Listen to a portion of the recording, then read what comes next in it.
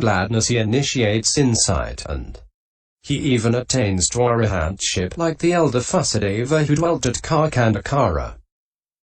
Section 128. That Venerable One, it seems, saw a figure of the Enlightened One created by Mara. He thought, how good this appears despite its having greed, hate and delusion. What can the Blessed One's goodness have been like? For he was quite without greed, hate and delusion. He acquired happiness with the Blessed One as object, and by augmenting his insight he reached arahantship.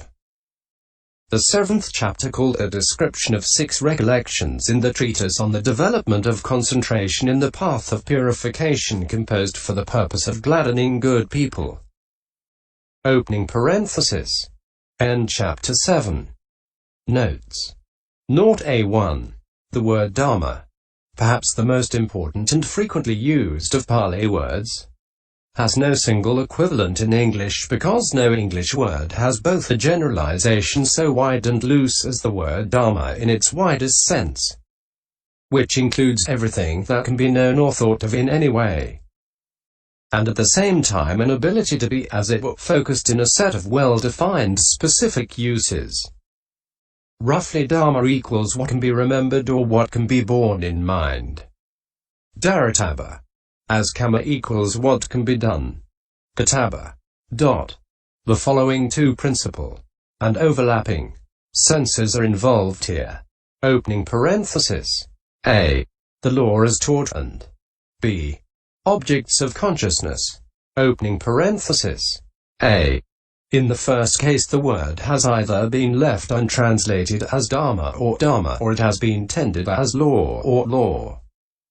This ranges from the loose sense of the good law, cosmic law and teaching to such specific technical senses as that discrimination of law, causality, being subject to or having the nature of. Single quote opening parenthesis. B. In the second case the word in its looser sense of something known or thought of has either been left untranslated as Dhamma or rendered by state, more rarely by thing or phenomenon, while in its technical sense as one of the 12 bases or 18 elements mental object and mental datum have been used. The sometimes indiscriminate use of Dhamma, state and law in both the looser senses is deliberate. The English words have been reserved as far as possible for rendering Dhamma, except that state has sometimes been used to render bhava, etc. in the sense of ness. Other subsidiary meanings of a non-technical nature have occasionally been otherwise rendered according to context. In order to avoid muddle, it is necessary to distinguish renderings of the word Dhamma and renderings of the words used to define it. The word itself is a gerundive of the verb dharati, kaus, dhareti, to bear, and sir is the literal equivalent of quality, that is, to be born. But since the grammatical meanings of the two words dharati, to bear, and dahati, to put or sort out whence dhatu element, sometimes coalesce, it often comes very close to dhatu. But see 810.68 and 11.104. If it is asked what bears the qualities to be born, a correct answer here would probably be that it is the event samaya, as stated in the Dhamma Saugawi, section 1, etc. Closing parenthesis. In which the various dhammas listed there arise and are present variously related to each other. The word dhammin, thing qualified or bearer of what is to be born, is a late introduction as a logical term, perhaps first used in Pali by Visam MH, CP 534. As to the definitions of the word, there are several. At DAI 99 4 meanings are given: moral, meritorious, special quality, goa, preaching of the law, dasana, scripture, pariyati, and no living being ness, nisatata. 4 meanings are also given at DHS 38. Scripture, pariyati, cause, if effect, as law, hetu, moral, meritorious, special quality, Goa, and no living being ness and soullessness. Nisata nijivata. A wide definition is given at MAI 17 where the following meanings are distinguished. Scriptural mastery. Pariyata 386. Truth. Sakha Vinay 12. Concentration. Samadhi D 254. Understanding. Panajai AI 280. Nature. Bhakti MI 162. Individual essence. Sabhava DHS 1. Voidness. Sanata DHS 25. Merit. Pana SI 82. Offense. Apati Vin 3 187. What is noble? Naya Pis 2 194. And so on. See also 8n. 68. 0a2. Absolute confidence is the confidence afforded by the noble path. Development of the recollection comes to success in him who has that not in any other. Vism MH 181. Absolute confidence is a constituent of the first three factors of stream entry. CSV 196. 0a3. Cf. Derivation of the word Arya. Noble. At MAI 21. 0a4. Because of the words also all dharmas of the three planes are sense desires. Kamma. In the sense of being desirable. Kamaniya. Opening parenthesis. Cf. Nidai 1. Sabepi kamavakara dhamma, sabepi rupavakara dhamma, sabepi arupavakara dhamma, kamaniyahina kamma. Greed for becoming is sense desire clinging. Vism MH 184. C 12.72. For the way to the Brahma world CM 2 194-96. 207f. 0a5. Reading Tina Tathiana Nawi with Vism MH. 0a6.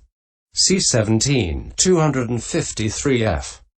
The word bhava is rendered here both by existence and by becoming. The former, while less awkward to the ear, is inaccurate if it is allowed a flavor of staticness. Becoming will be more frequently used as this work proceeds. Loosely the two senses tend to merge. But technically existence should perhaps be used only for atheta, which signifies the momentary existence of a dharma possessed of the three instants of arising, presence, and dissolution. Becoming then signifies a continuous flow or flux of such triple instant moments. And it occurs in three main modes: sensual, fine material, and immaterial. For remarks on the words being and essence, see 8n. 68. 0a7. Is not unobstructed knowledge. An avaraura naoa. Different from omniscient knowledge. Sabanutta naoa. Question mark. Otherwise the words six kinds of knowledge unshed by disciples. Single quote opening parenthesis. Pi psi 3. Would be contradicted. Opening square bracket. Note. The six kinds are: knowledge of what faculties prevail in beings, knowledge of the inclinations and tendencies of beings, knowledge of the twin marvel, knowledge of the attainment of the great compassion, omniscient knowledge, and unobstructed knowledge. See Pi Psi 133. Closing square bracket. Comma. There is no contradiction. Because two ways in which a single kind of knowledge's objective field occurs are described for the purpose of showing by means of this difference how it is not shared by others. It is only one kind of knowledge. But it is called omniscient knowledge because its objective field consists of formed, the unformed, and conventional. Samati. Opening square bracket. I.e. conceptual. Dharmas without remainder, and it is called unobstructed knowledge because of its unrestricted access to the objective field, because of absence of obstruction. And it is said accordingly in the Paisambhida. It knows all the formed and the unformed without remainder, thus it is omniscient knowledge. It has no obstruction therein, thus it is unobstructed knowledge. Psi 131. And so on. So they are not different kinds of knowledge. And there must be no reservation, otherwise it would follow that omniscient and unobstructed knowledge had obstructions and did not make all dhammas its object. There is not in fact a minimal obstruction to the Blessed One's knowledge. And if his unobstructed knowledge did not have all dhammas as its object, there would be presence of obstruction where it did not occur, and so it would not be unobstructed. Or alternatively, even if we suppose that they are different, still it is omniscient knowledge itself that is intended as the unhindered, since it is that which occurs unhindered universally. And it is by his attainment of that the Blessed One is known as omniscient, all-seer, fully enlightened, not because of awareness. Avaboddha. Of every Dhamma at once, simultaneously. Cm 2127. And it is said accordingly in the Pisambhida. This is a name derived from the final liberation of the enlightened ones, the Blessed Ones, together with the acquisition of omniscient knowledge of the root of the enlightenment tree. This name, Buddha, is a designation based on realization. Psi 174.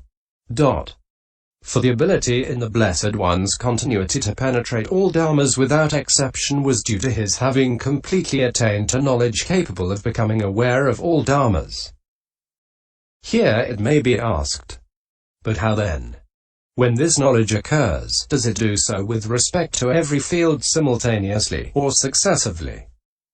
For firstly, if it occurs simultaneously with respect to every objective field, then with the simultaneous appearance of formed dhammas classed as past, future and present, internal and external, etc., and of unformed and conventional, conceptual dhammas, there would be no awareness of contrast, paibhaga, as happens in one who looks at a painted canvas from a distance. That being so, it follows that all dhammas become the objective field of the Blessed One's knowledge in an undifferentiated form, anurupita rupana, as they do through the aspect of not-self to those who are exercising insight. Thus all dhammas are not self. DHP 279.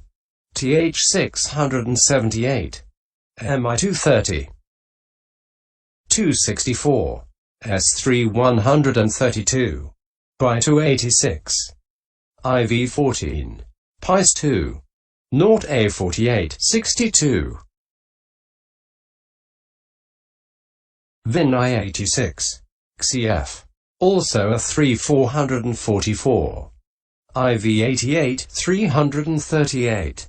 SN 1076. And those do not escape this difficulty who say that the enlightened one's knowledge occurs with the characteristic of presence of all knowable dhammas as its subjective field, devoid of discriminative thinking, vikapa rahita, and universal in time, sabakala. And that is why they are called all-seeing, and why it is said the Naga is concentrated walking and he is concentrated standing. Question mark. Closing parenthesis. They do not escape the difficulty, since the Blessed One's knowledge would then have only a partial objective field, because by having the characteristic of presence as its object, past, future and conventional dhammas which lack the characteristic would be absent. So it is wrong to say that it occurs simultaneously with respect to every objective field. Then secondly, if we say that it occurs successively with respect to every objective field, that is wrong too. For when the knowable classed in the many different ways according to birth, place, individual essence, etc., and direction, place, time, etc., is apprehended successively, then penetration without remainder is not affected, since the knowable is infinite. And those are wrong too who say that the Blessed One is all-seeing owing to his doing his defining by taking one part of the knowable as that actually experienced, pakaka, and deciding that the rest is the same because of the unequivocalness of its meaning, and that such knowledge is not inferential, anumanika, since it is free from doubt, because it is what is doubtfully discovered that is meant by inferential knowledge in the world. And they're wrong because there is no such defining by taking one part of the knowable as that actually experienced and deciding that the rest is the same because of the unequivocalness of its meaning, without making all of it actually experienced. For then that rest is not actually experienced. And if it were actually experienced, it would no longer be the rest. Single quote. All that is no argument. Why not? Because this is not a field for ratiocination. For the Blessed One has said this. The objective field of enlightened ones is unthinkable. It cannot be thought out. Anyone who tried to think it out would reap madness and frustration. 280. The agreed explanation here is this. Whatever the Blessed One wants to know, either entirely or partially, that his knowledge occurs as actual experience because it does so without hindrance. And it has constant concentration because of the absence of distraction. And it cannot occur in association with wishing of a kind that is due to absence from the objective field of something that he wants to know. There can be no exception to this because of the words. All dharmas are available to the adverting of the enlightened one. The Blessed One are available at his wish, are available to his attention, are available to his thought. Pies 2:195. And the Blessed One's knowledge that as the past and future is its objective field is entirely actual experience, since it is devoid of assumption based on inference, tradition or conjecture. And yet, even in that case, suppose he wanted to know the whole in its entirety, then would his knowledge not occur without differentiation in the whole objective field simultaneously? And so there would still be no getting out of that difficulty. That is not so, because of its purifiedness.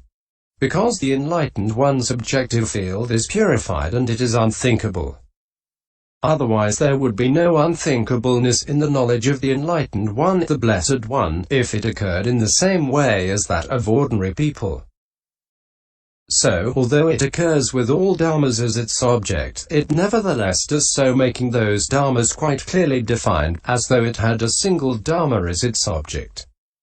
This is what is unthinkable here. Single quote. There is as much knowledge as there is knowable, there is as much knowable as there is knowledge. The knowledge is limited by the knowable is limited by the knowledge. Pies 2L95. So he is fully enlightened because he has rightly and by himself discovered all dharmas together and separately, simultaneously and successively, according to his wish. Vism MH 190-91. 0A8. A possessor of the seven has faith, conscience, shame, learning, energy, mindfulness, and understanding. CD 3252. Traces Sadhamma as the true Dharma, etc. Closing parenthesis. To San plus Dharma. But it is as likely traceable to SRAD plus Dharma equals. Good ground for the placing of faith. Sada. 0A9. Here the Master's possession of vision shows the greatness of understanding, and his possession of conduct the greatness of his compassion. It was through understanding that the Blessed One reached the kingdom of the Dharma, and through compassion that he became the bestower of the Dharma. It was through understanding that he felt revulsion for the round of rebirths, and through compassion that he bore it. It was through understanding that he fully understood others' suffering, and through compassion that he undertook to counteract it. It was through understanding that he was brought face to face with Nibbana, and through compassion that he attained it. It was through understanding that he himself crossed over it, and through compassion that he brought others across. It was through understanding that he perfected the enlightened one's state, and through compassion that he perfected the enlightened one's task. Or it was through compassion that he faced the round of rebirths as a bodhisattva, and through understanding that he took no delight in it. Likewise, it was through compassion that he practiced non-cruelty to others, and through understanding that he was himself fearless of others. It was through compassion that he protected others to protect himself, and through understanding that he protected himself to protect others. Likewise it was through compassion that he did not torment others, and through understanding that he did not torment himself. So of the four types of persons, beginning with the one who practices for his own welfare. 296. He perfected the fourth and best type. Likewise it was through compassion that he became the world's helper, and through understanding that he became his own helper. It was through compassion that he had humility, as a bodhisattva, and through understanding that he had dignity, as a Buddha. Likewise it was through compassion that he helped all beings as a father, while owing to the understanding associated with it his mind remained detached from them all. And it was through understanding that his mind remained detached from all dhammas, while owing to the compassion associated with it, that he was helpful to all beings. For just as the Blessed One's compassion was devoid of sentimental affection or sorrow, so his understanding was free from the thoughts of I and mine. Vism MH 192-93.